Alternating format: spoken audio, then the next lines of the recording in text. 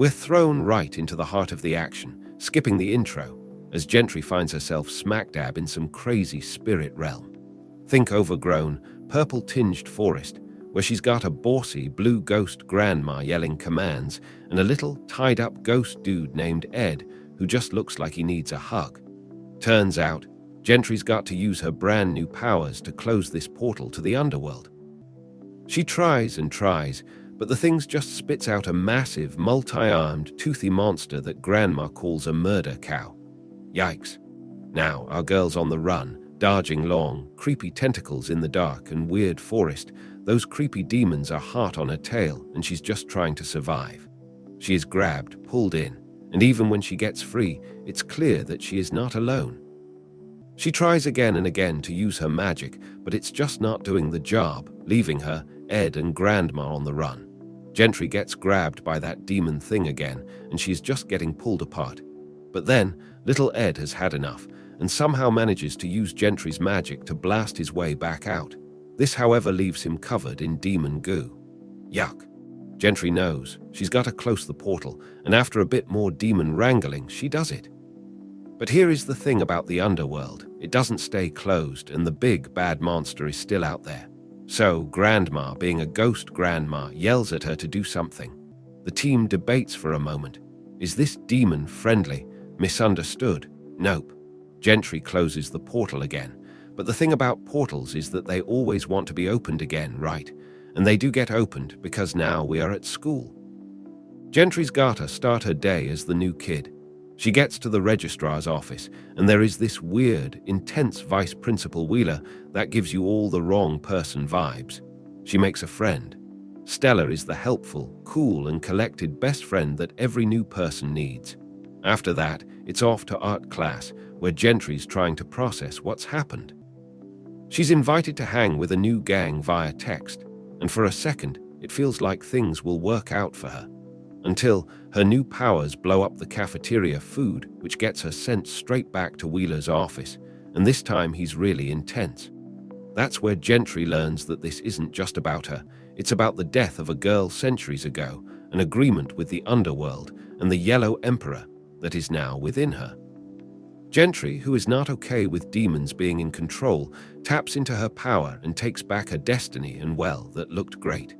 Jentry heads off into the night, using her magic abilities, and well, things get worse from there. The demons are back, this time at school. They let her know she cannot run from the Underworld, all the while showing off their might. Jentry is just getting beat down when Grandma shows up with Ed in tow.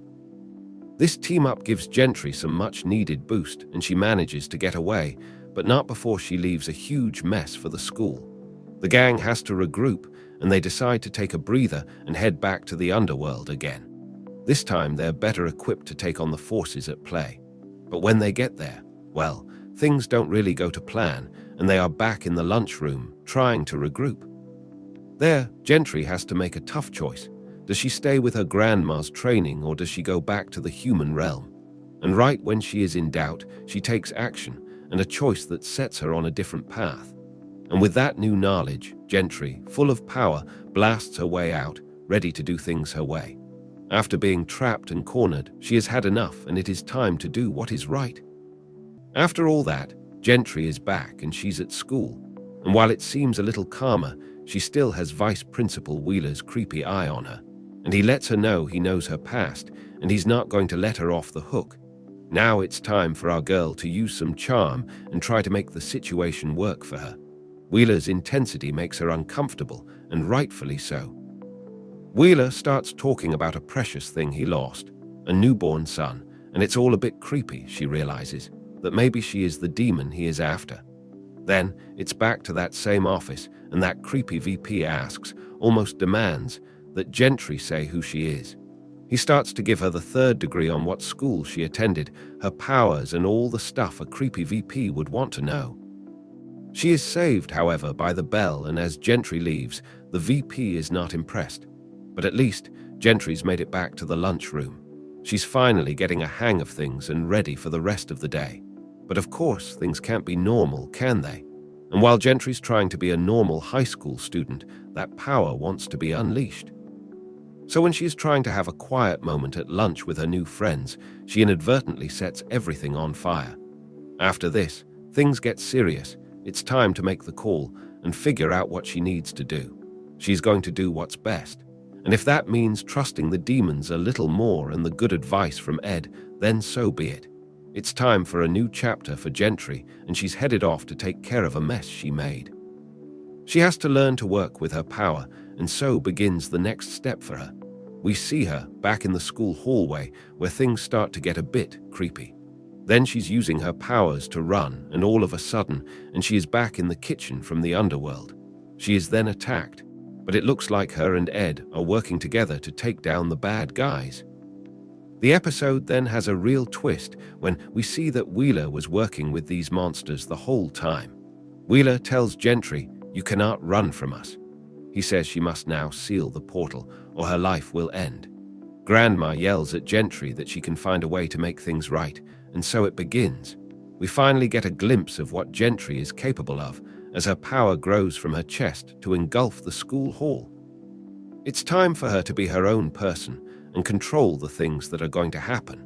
Jentry uses her power to blast the demons, with Ed and Grandma behind her, giving her that support that she so desperately needs.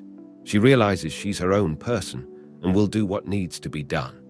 The episode ends with Jentry back at school in the registrar's office, and she has to deal with that VP one last time, and well, he is really unnerving. And now he also has those demon powers. Jentry is finally done with everyone else. She is done running, and she is done dealing with people telling her what to do. She is done. And that is where this episode ends, leaving us all wanting more. Thanks for tuning in. Stay curious, stay awesome, and don't forget to hit that subscribe button for more amazing content.